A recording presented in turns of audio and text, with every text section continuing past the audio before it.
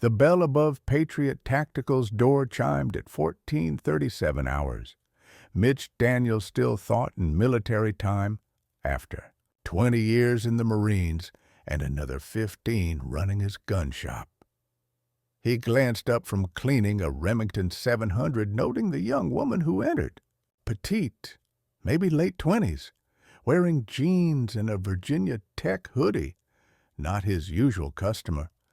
The regulars barely looked up from their debate about 6.5 Creedmoor versus 308 Winchester for long-range shooting. Anna Carter moved through the shop with purpose, bypassing the handgun displays that usually attracted female customers, at least according to Mitch's assumptions. She went straight to the precision rifle section, examining the barrel specifications on a display model with a kind of focus that made Mitch curious enough to approach. What happened next would become a lesson in humility that would transform his business forever. "Can I help you, miss?" Mitch asked. Using his customer service voice, the one his wife said sounded condescending. Anna looked up, her gray eyes sharp and analytical. "I need a custom barrel, stainless steel, 18-inch, 1/7 twist rate, threaded 5/8/24 for a SOCOM suppressor mount. Chamber needs to handle MK262 Mod 1 ammunition." The precision of her request should have been his first clue, but Mitch was too busy trying not to laugh. Virginia Beach in 2024 existed in the shadow of Naval Air Station Oceana and Joint Expeditionary Base Little Creek Fort Story. The military presence shaped everything from real estate prices to restaurant menus. Gun shops dotted the landscape like Starbucks in Seattle, each carving out its niche in the competitive market. Patriot Tactical occupied a strip mall between a Marine Corps barbershop and a surplus store, its clientele predominantly male, predominantly military, predominantly set in their ways. Mitch Daniels had opened the shop after retiring as a gunnery sergeant, using his savings and a small business loan from the VA. At 58, with silver creeping through his high and tight haircut and knees that predicted weather changes, he'd built a reputation for quality work and straight talk. The shop walls displayed his credentials, Marine Corps marksmanship trophies, a photo with his old unit in Fallujah, and a sign reading, "We reserve the right to refuse service to anyone who can't handle the truth." His regular customers formed an unofficial board of directors. There was Chief Petty Officer retired Jake Morrison, who claimed to have more time on the trigger than most people had on Earth. Former Army Ranger Tom Bradley, still built like a linebacker despite being 62. And Doc Ramirez, a Navy corpsman who'd seen enough combat to earn opinions about everything. They gathered daily, turning the shop into part business, part social club, part echo chamber. Anna Carter represented everything they didn't expect in their domain. Young enough to be their daughter, quiet in a world that valued loud confidence, female in a space that had barely acknowledged women could be warriors. Until recently. What they didn't know was that Lieutenant Commander Anna Carter had spent 12 years in naval special warfare, first as an intelligence officer, then as one of the first women to complete the grueling selection and training pipeline for direct combat support roles. Her current position as Procurement and Equipment Testing Officer for Naval Special Warfare Group 1 meant she evaluated gear that SEALs bet their lives on. Every specification she requested came from real-world operations, Lessons learned in blood and sand. The custom barrel she needed would equip designated marksmen in an upcoming deployment. Its specifications refined through thousands of rounds fired in training and combat. But none of that showed on the surface. Anna had learned early in her career that competence spoke louder than credentials, that demanding respect rarely earned it. She'd also learned that the tactical community's old guard often needed education delivered gently or sometimes not so gently. Today would determine which approach Patriot Tactical required. Anna pulled out a small notebook, its pages filled with neat handwriting and technical drawings. She'd done her homework on Patriot Tactical, knew Mitch's reputation for quality barrel work, understood his Marine background might make him receptive to precision requirements. The specifications she needed weren't exotic by special operation standards, but they required attention to detail that separated good gunsmiths from great ones. The barrel profile needs to be custom, she continued, sketching a diagram on the counter. Heavy contour from the chamber for 4 inches, then taper to medium for heat dissipation. The rifling has to be hand-lapped after cutting. She pulled out her phone, showing him photos of accuracy tests. These groups were shot with a similar setup at 600 yards. We need to maintain sub-MOA accuracy with sustained fire. Mitch's expression shifted from amusement to skepticism.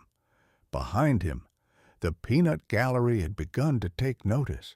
Jake Morrison set down his coffee, eyebrows raised at the technical terminology flowing from someone he'd mentally categorized as probably here to buy pepper spray. Tom Bradley actually turned away from examining a new scope to listen. "Look, miss," Mitch said, his tone taking on what he thought was paternal patience. "That's pretty specific stuff. Military contract level. You sure you're not getting ahead of yourself? Maybe start with something off the shelf. See how you like it first." He gestured toward the sporting rifles section. "Got some nice .223s that would be perfect for—" "I'm not looking for a sporting rifle," Anna interrupted calmly. "I need exactly what I specified. Can you do the work, or should I go elsewhere?" She kept her voice neutral, professional. Years of briefing admirals and operators had taught her that emotion was rarely productive in technical discussions. The atmosphere in the shop shifted. Doc Ramirez actually chuckled. "Honey, you're talking about a rifle setup that costs more than most people's cars. What are you planning to do? Join SEAL Team 6. The joke landed with thuds of laughter from the others. Even some younger customers browsing the handgun section joined in the amusement. Anna closed her notebook deliberately. "I understand. Thank you for your time." She pulled out a business card, plain white. No unit insignia, just her name and a phone number, and placed it on the counter along with the napkin where she'd written the specifications. "In case you reconsider." As she turned to leave, Mitch called after her, still riding the wave of his audience's approval. "Try Atlantic Airsoft down the road. They've got all sorts of tactical-looking stuff that might be more your speed." The laughter followed her out the door, bell chiming her exit like a punctuation mark on their dismissal. The afternoon returned to normal at Patriot Tactical. War stories resumed, coffee flowed, and Anna's visit became another anecdote about civilians with delusions of operational grandeur. Mitch tucked her business card under the register without looking at it. The napkin with specifications tossed in the trash during his end-of-day cleaning. Business was good enough without taking on complicated custom work for people who probably learned about guns from video games. 53 minutes after Anna left, the bell chimed again. This time, the shop fell silent immediately. 6 men entered in formation, their presence changing the atmosphere like a pressure drop before a storm. Naval Special Warfare operators in full kit plate carriers, helmets, nods flipped up, weapons slung but ready. Not a training exercise or photo op. These were pipe hitters straight from the teams. The kind of men whose job descriptions included direct action and kinetic operations. The team leader removed his Oakleys, revealing eyes that had seen too much to be impressed by anything in civilian life. Master Chief Petty Officer Ryan Walsh had 22 years in the teams, multiple deployments to places the news didn't cover, and zero patience for bullshit. He approached the counter with the same purposeful stride Anna had displayed an hour earlier.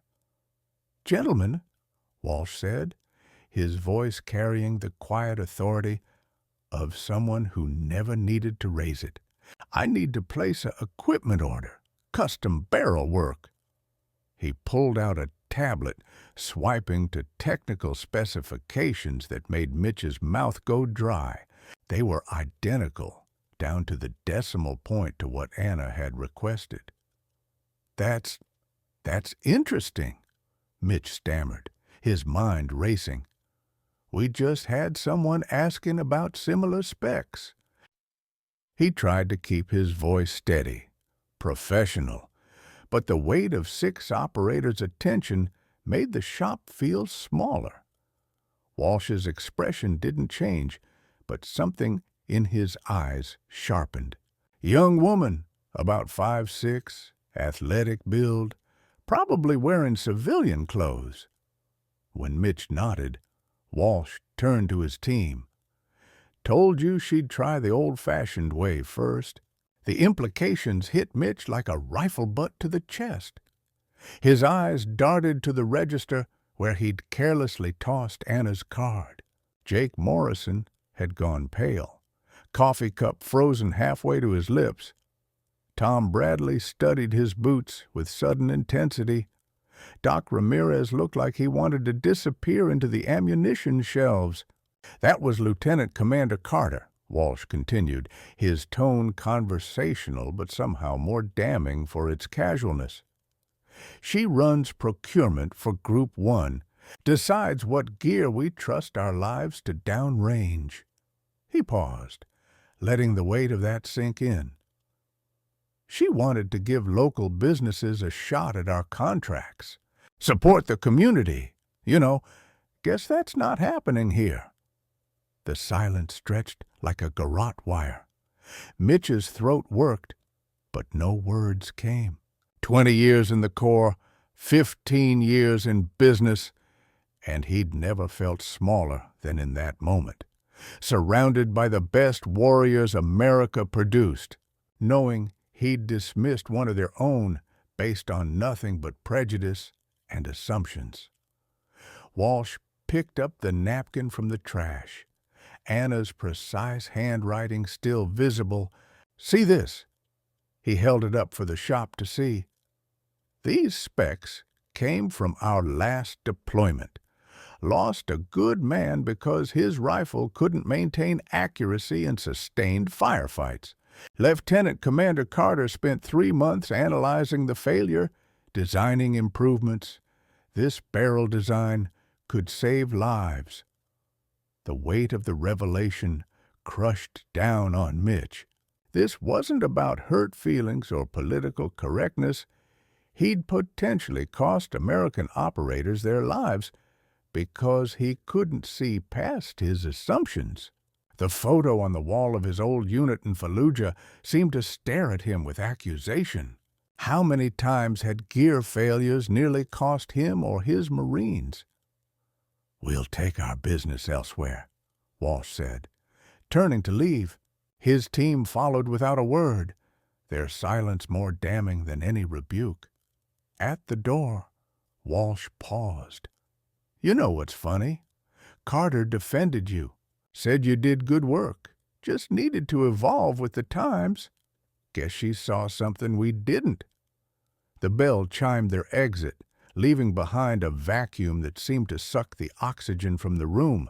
Mitch stood frozen, Anna's business card crumpled in his sweating palm. The regulars avoided eye contact. Their usual bravado evaporated. Even the younger customers had witnessed his humiliation, phones probably already spreading the story through social media's military circles.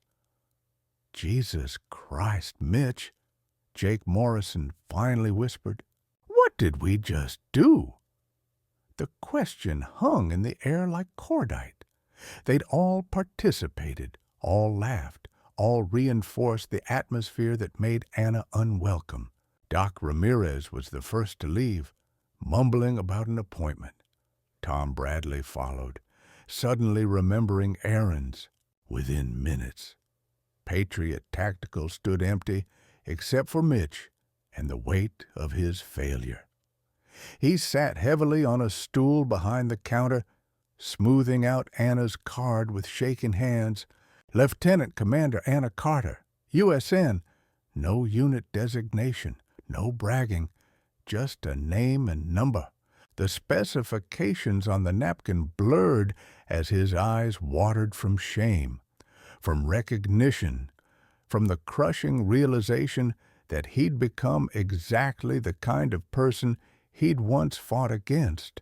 The Corps had female Marines now, some of the finest warriors he'd served with. His own daughter was considering enlisting. What message had he just sent? That expertise only mattered if it came in the expected package. That decades of service could be negated by one moment of small-minded prejudice.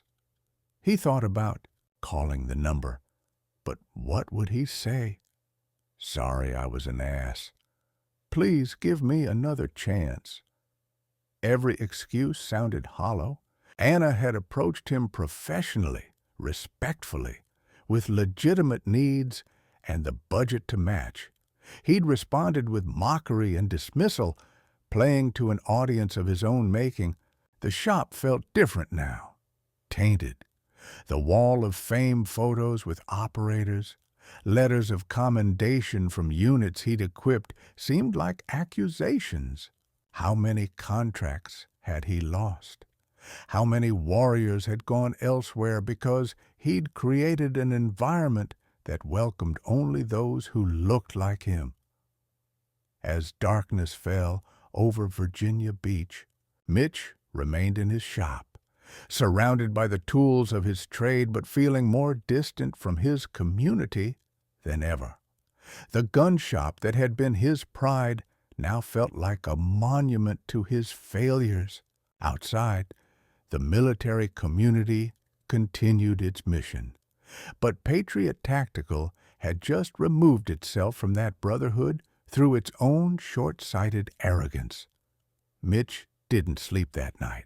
Instead, he worked with the focused intensity of a man seeking redemption through action.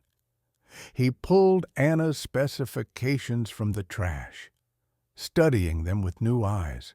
The elegance of her design became apparent. Each modification addressed specific operational failures, creating a system that balanced accuracy, durability, and heat management. It was brilliant engineering disguised in simple requirements. By Euro 500, he'd completed the calculations, ordered the specialized steel, and begun setting up his equipment. This wouldn't be a standard build. He'd hand-turn the barrel himself, using techniques learned from old-school Marine armorers. Every specification would be exceeded, every tolerance tightened beyond even Anna's exacting standards. If he couldn't undo his disrespect, he could at least prove his competence. The work consumed him for 3 days. He closed the shop, ignoring calls from regulars, focusing only on the steel taking shape under his tools. Hand-lapping the rifling took 8 hours alone. His back screaming from hunching over the workbench. He tested and retested, measuring with instruments that could detect variations smaller than a human hair. When exhaustion blurred his vision, he thought about operators depending on this equipment and pushed through. On the 4th morning, he called the number on Anna's card.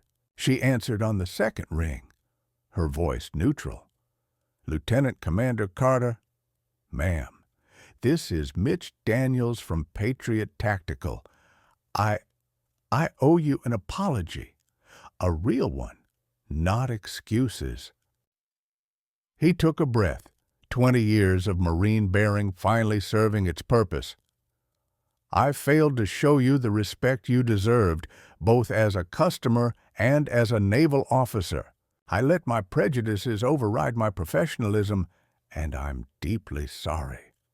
Silence stretched before Anna responded. "I appreciate the call, Mr. Daniels, but apologies don't change procurement decisions." "I understand, but I built your barrel anyway, to spec and beyond. No charge, no strings. It's ready for testing whenever you want." He paused, then added, "I also want to make changes to my shop. Real changes. I was hoping you might advise me on creating a more inclusive environment. Paid consulting, of course."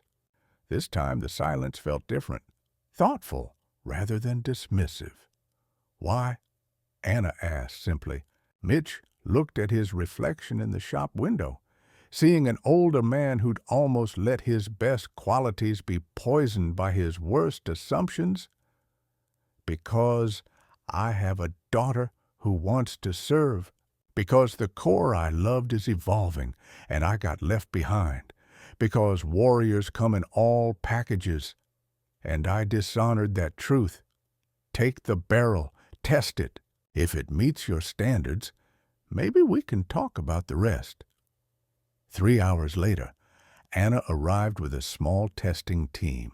She examined the barrel with the same focused intensity she'd shown during her first visit, running instruments over every surface, checking measurements against her specifications. The SEALs with her said nothing, their presence both security and statement. "The work is exceptional," Anna finally said, her tone giving away nothing. "We'll need to live fire test it, but the craftsmanship exceeds requirements." She met Mitch's eyes. "This doesn't erase what happened." "No, ma'am, it doesn't, but maybe it's a start." Anna considered, then nodded slowly. 6-month probationary contract. Small orders first. You'll also implement diversity training for all staff, post an inclusive service policy, and donate 10% of our contract payments to women in naval special warfare initiatives. Her terms were non-negotiable, delivered with the same precision as her technical specifications. "Agreed," Mitch said immediately. "All of it." As Anna's team loaded the barrel for testing, Master Chief Walsh approached Mitch. "You know she went to bat for you.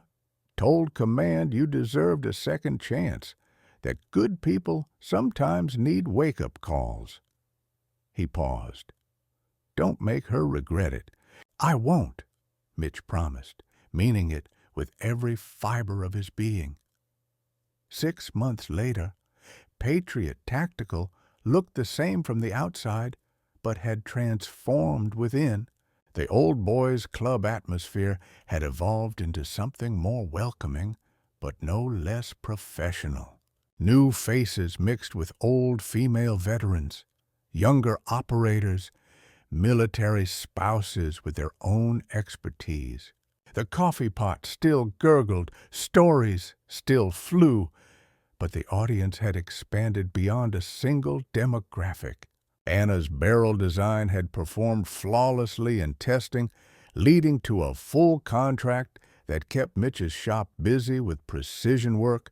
More importantly, word spread through the special operations community that Patriot Tactical had changed, that expertise was welcomed regardless of its source. Female officers and enlisted personnel began stopping by, first cautiously, then with growing confidence. Mitch implemented changes that went beyond Anna's requirements. He hired Maria Santos, a former Army marksman, as his first female gunsmith. He sponsored shooting clinics for women veterans, discovering a previously untapped market hungry for quality instruction without condescension. The shop's social media, previously dormant, showcased diverse customers and their achievements, each post reaching thousands in the military community. The regulars adapted, some faster than others. Jake Morrison became an unlikely advocate, his respected voice helping bridge old attitudes with new realities. If she can shoot better than me, and plenty of them can, then I'll shut up and learn, became his motto.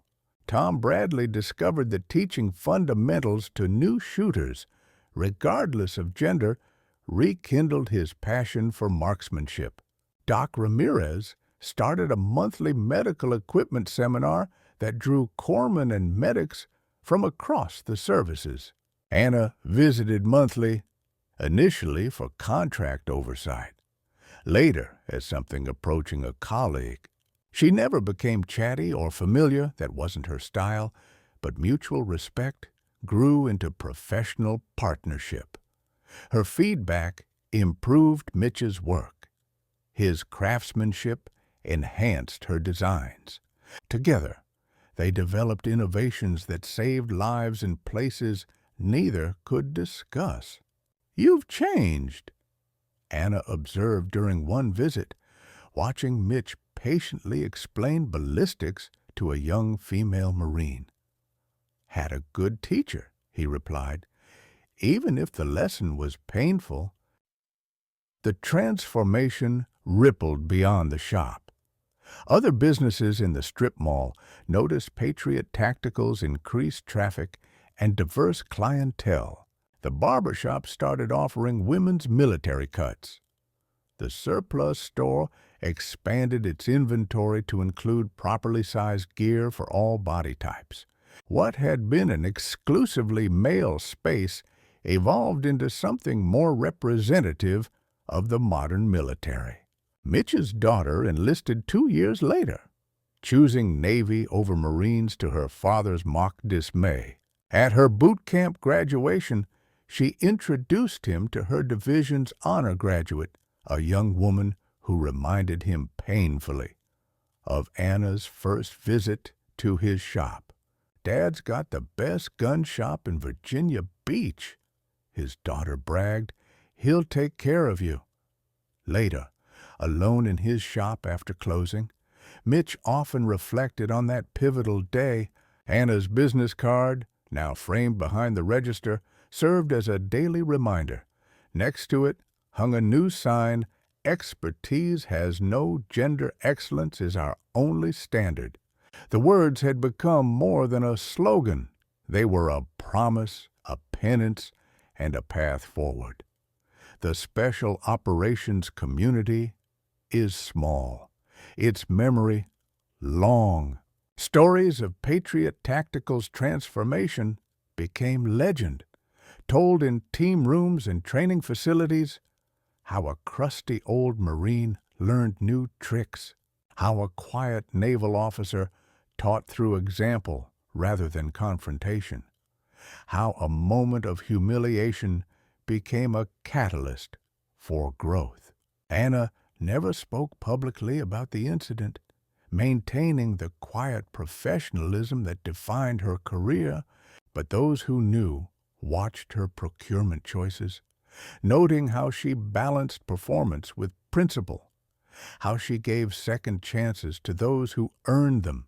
Her influence extended far beyond barrel specifications, shaping how the military engaged with its support infrastructure. Years later, when Mitch finally retired, he sold Patriot Tactical to Maria Santos, ensuring its inclusive culture would continue. At his retirement party, attended by operators and officers, armorers and administrators, Anna made a rare appearance. She presented him with a plaque bearing the specifications from that first visit, laser-etched in steel. "For Mitch Daniels," she read aloud, "who learned that in the tactical world, knowledge speaks louder than appearance, and that the customer you dismissed today might be the one keeping operators alive tomorrow." The room erupted in applause, but Mitch barely heard it. He was thinking about transformation, about second chances, about how one moment of humility had opened doors he hadn't even known were closed. The gun shop owner who'd laughed at a young woman's request had become an advocate for inclusion, proof that even old dogs could learn new tricks when the teacher was patient and the lesson was just